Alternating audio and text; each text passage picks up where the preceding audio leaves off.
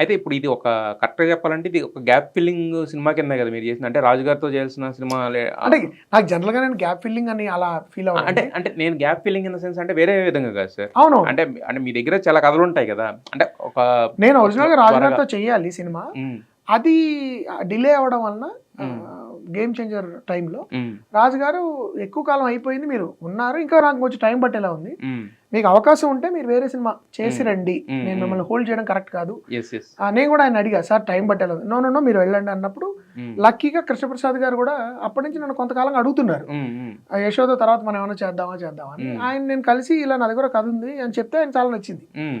నచ్చి let's do it అన్నారు. So వెంటనే నేనేంటి ఏ సినిమా చేసినా ముఖ్యంగా నాలాంటి ఫిల్మ్ మేకర్కి ఒకసారి అద్భుతంగా చెప్పారు కమల్ హాసన్ గారు, మీ లాస్ట్ సినిమానే మీ కాలింగ్ కార్డ్ అన్నాడు ఆయన. యెస్. సో ప్రతి సినిమా మీరు ఫస్ట్ సినిమా అన్నట్టు తీయాలి. తీయాలి. సో అలా నేను ఈ సినిమాను కూడా అంతే శ్రద్ధగా చేయడం జరిగింది. బట్ జరగడానికి కారణం అదే, I had to come here to fill. Yes. అంటే మీరు ఒక టేస్ట్‌ఫుల్ ప్రొడ్యూసర్ కృష్ణప్రసాద్ గారు. ఎందుకంటే ఆయన కథాబలం నమ్ముకునే తీస్తాను వేలే ఉన్నారు. అవును. మీరు కూడా ఏంటంటే ఒక టేస్ట్‌ఫుల్ డైరెక్టర్ ఏది పడితే అది చేసేయరు. మ్మ్. అంటే ట్రెండ్‌కి తగ్గట్టు ఉన్నా లేకపోయినా మీరు అనుకున్న పాయింట్‌ని అనుకున్నట్టుగానే చెప్పి అంటే నిదానం అంటే మనం ఎన్ని సినిమాలు చేసామనేది కాదు. సినిమాలు బాగుండాలనే థాట్‌లో మీరు వెళ్తుంటారు కదా! అవును. అయితే తక్కువ సినిమాలు చేసిన మీరు కృష్ణప్రసాద్ గారితో ఆల్రెడీ మూడో సినిమా ఇది. అవును. అంటే మీ ఇద్దరికి సింక్ లేదండి, ఇప్పుడు మాకు చాలా యాక్చువల్లీ ఎక్కువ గ్యాప్ వచ్చింది మా ఇద్దరికి. ఫస్ట్ 2016లో జెంటిల్‌మెన్, 2018లో సమ్మోహనం. సమ్మోహనం.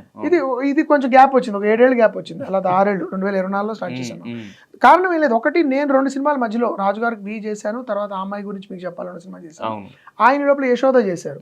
యశోదతో పాటు ఇంకో 2-3 ఆయన ఎంత మంచి వాడవరా ఒకటి చేశారు, 2-3 డిస్ట్రిబ్యూట్ కూడా చేశారు, ఎగ్జిక్యూటివ్ ప్రొడక్షన్ 2-3 చేశారు ఆయన. ఈ గ్యాప్ వచ్చింది. సరే ఆయన కూడా ఏంటంటే మరీ మనం 1 by 1 ఏదో క్యూ కట్టినట్టు కాదు, నువ్వు ఒకటి చేసుకో నేను కూడా ఒకటి చేసుకుంటాను టైప్లో ఉండడం వల్ల సరే మళ్ళీ మంచిగా కుదిరినప్పుడు కథ నీకు నాకు చెప్పబుద్ధి అయినప్పుడు అప్పుడు చేద్దాం అని అనడం జరిగింది. లక్కీగా ఆ టైంలోనే ఆయన కరెక్ట్గా ఆయన చేద్దాం అనుకోవడం, నా దగ్గర నాకు నచ్చిన కథ ఉండడం, ఆయన కూడా ఎక్సైట్ అవ్వడం జరిగింది. సో లక్కీగా ఇదొక్కటే కొంచెం 6 ఏళ్ల గ్యాప్లో వచ్చింది. అంటే మీరు అన్నట్టు కాలింగ్ కార్డ్ అన్నారు కదా! అంటే ఇప్పుడు మీరు కథలు పట్టుకుని ఎవరి దగ్గరికైనా వెళ్తారా? లేదంటే వాళ్ళు పిలిచిన తర్వాత వాళ్ళ టేస్ట్‌కి అలా తగ్గట్టుగా ఉండదండి, ఇట్ వర్క్స్ బోత్ వేస్ అండి, సిచ్యువేషన్ బట్టి ఉంటుంది. ఒకప్పుడు ఏంటంటే మన దగ్గర చాలా మంచి కథ మనకు నచ్చింది ఉన్నప్పుడు దాన్ని పట్టుకుని 10 మంది దగ్గరికి, నటుల దగ్గరికి, ప్రొడ్యూసర్ దగ్గరికి. ఒకప్పుడు ఏమవుతుందంటే వాళ్ళు పిలుస్తారు.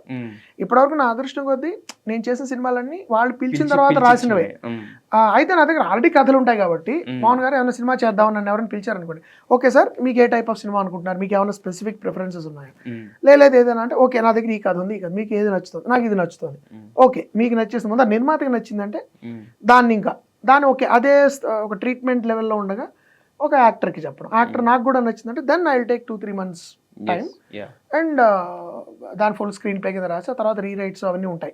నాకు ఒక స్క్రిప్ట్ కనీసం 10-12 డ్రాఫ్ట్లు రాస్తాను.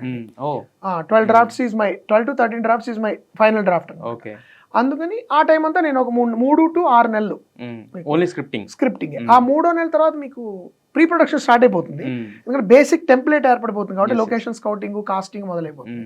మిగతా 3 నెలలు I will be doing pre production and rewriting.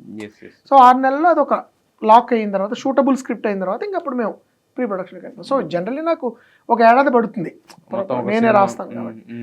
So అందుకని ఆ విధంగానే కృష్ణప్రసాద్ గారితో కూడా ఈసారి లక్కీగా ఆయన కూడా కథ నచ్చడం, ఆయన ఎంతో కాలంగా ఫుల్ ఫ్లెడ్జ్డ్ కామెడీ చేద్దాము అని అనుకుంటూ ఉండడము, ఆయనకి ఇది సెట్